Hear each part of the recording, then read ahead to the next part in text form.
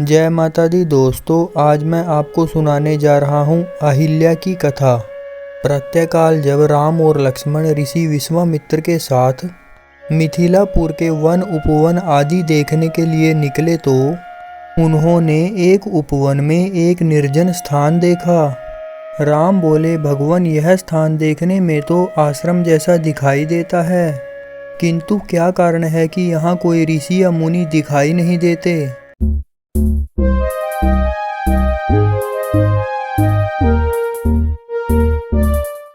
विश्वामित्र जी ने बताया, यह स्थान कभी महात्मा गौतम जी का आश्रम था। वे अपनी पत्नी अहिल्या के साथ यहाँ रहकर तपस्या करते थे।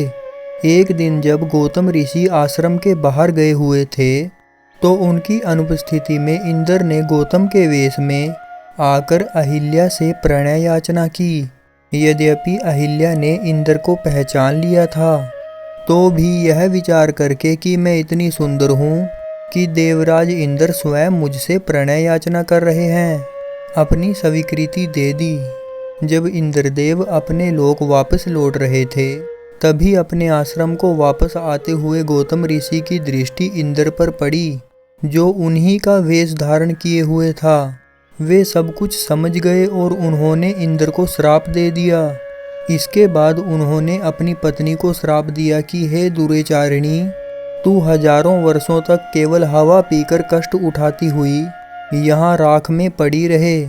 जब राम इस वन में प्रवेश करेंगे तभी उनकी कृपा से तेरा उद्धार होगा, तभी तू अपना पूर्ण शरीर धारण करके मेरे पास आ सकेगी। यह कहकर गौतम ऋषि इस आश्रम को छोड़कर हिमालय पर जाकर तपस्या करने लगे। इसलिए हे राम, अब तुम आश्रम के अंदर जाकर अहिल्या का उद्धार करो। विश्वामित्र जी की बात सुनकर वे दोनों भाई आश्रम के अंदर प्रविष्ट हुए।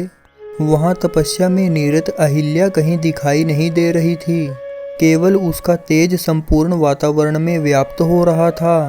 जब अहिल्या की दृष्टि राम पर पड़ी तो उनके दर्शन पाकर एक बार फिर सुंदर नारी के रूप में दिखाई देने लगी।